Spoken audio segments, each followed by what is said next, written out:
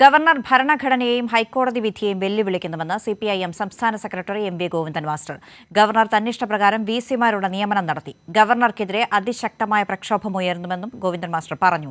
പാലക്കാട് ഭൂരിപക്ഷ ന്യൂനപക്ഷ വർഗീയതയെ UDF ചേർത്തു നിർത്തിയെന്നും എം.വി. ഗോവിന്ദൻ മാസ്റ്റർ കുറ്റപ്പെടുത്തി.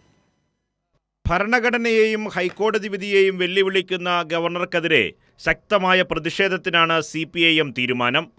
ഹൈക്കോടതി വിധിയെയും ഭരണഘടനാപരമായ എല്ലാറ്റിനെയും വെല്ലുവിളിച്ചുകൊണ്ട് ചാൻസലർ കൂടിയായ ഗവർണർ പുതിയ നിയമനം എല്ലാ സ്കീമുകളും ലംഘിച്ചുകൊണ്ടുള്ളതാണ് എന്നതാണ് സംഘപരിവാറിന് വേണ്ടി നടത്തിയിട്ടുള്ള പുതിയ നിയമനവുമായി ബന്ധപ്പെട്ട് ചൂണ്ടിക്കാണിക്കാനുള്ളത്. നിയമവിരുദ്ധമായ കാര്യങ്ങൾ ചെയ്ത് കോടതി വ്യവഹാരം സൃഷ്ടിച്ച് സർവകലാശാലയുടെ പ്രവർത്തനങ്ങൾ താറുമാറാക്കുന്നതിനു വേണ്ടിയുള്ള നിലപാടാണ് ഇതിൻ്റെ പിന്നിൽ ഗവർണർ ഉദ്ദേശിക്കുന്നത്. ഈ ഗവർണർ ചുമതലയേറ്റതിന് ശേഷം 9 വിധികളാണ്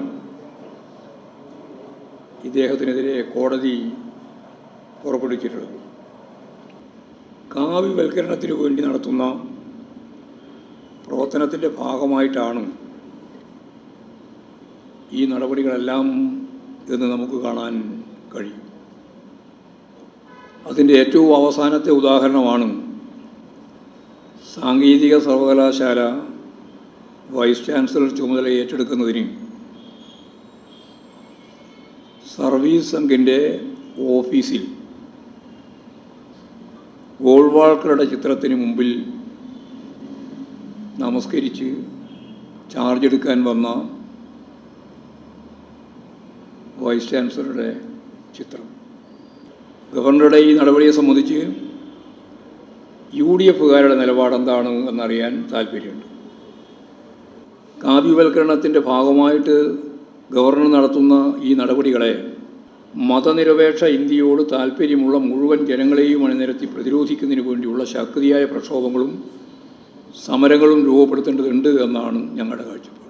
പാലക്കാട് ഭൂരിപക്ഷ ന്യൂനപക്ഷ വർഗീയതയെ UDF ചേർത്ത് നിർത്തിയെന്നും എം.വി. ഗോവിന്ദൻ മാസ്റ്റർ പറഞ്ഞു. ന്യൂനപക്ഷ വർഗീയതയുടെ ഏറ്റവും പ്രധാനപ്പെട്ട വിഭാഗം SDPIയും ജമായത്തെ ഇസ്ലാമിയാണ്. ജമായത്തെ ഇസ്ലാമിയും SDPIയും അതിശക്തിയായി കോൺഗ്രസ് സ്ഥാനാർത്ഥിക്ക് വേണ്ടി പ്രവർത്തിക്കുന്ന കാഴ്ചയാണ് നമ്മളവിടെ കണ്ടത്. വർഗീയതയെല്ലാം എതിർക്കുമെന്ന് സ്ഥാനാർത്ഥി ഉൾപ്പെടെയുള്ള കോൺഗ്രസ് നേതാക്കന്മാർ പറയുമ്പോഴും ഇലക്ഷൻ കഴിഞ്ഞതിന് ശേഷം ആദ്യമായിട്ട് ആഹ്ലാദ പ്രകടനം നടത്തിയത് സ്വതന്ത്രമായിട്ട് SDPIയാണ്. ന്യൂനപക്ഷ വർഗീയത മുന്നോട്ടേക്ക് വെക്കുന്ന മതപരമായി സംഘടിക്കുക എന്ന അജണ്ട ഭൂരിപക്ഷ വർഗീയതയെ കൂടുതൽ ശക്തിപ്പെടുത്തിയേ ചെയ്യൂ. 2 വർഗീയതയെയും പരസ്പരം ശക്തിപ്പെടുത്താനുതകുന്ന ഒരു സാഹചര്യമാണ് സൃഷ്ടിക്കുക. മതനിരപേക്ഷ സമൂഹത്തെ തകർക്കുക എന്നതാണ് ഈ 2 വർഗീയവാദികളുടെയും ഉന്നം. കൈരളി ന്യൂസ്, തിരുവനന്തപുരം.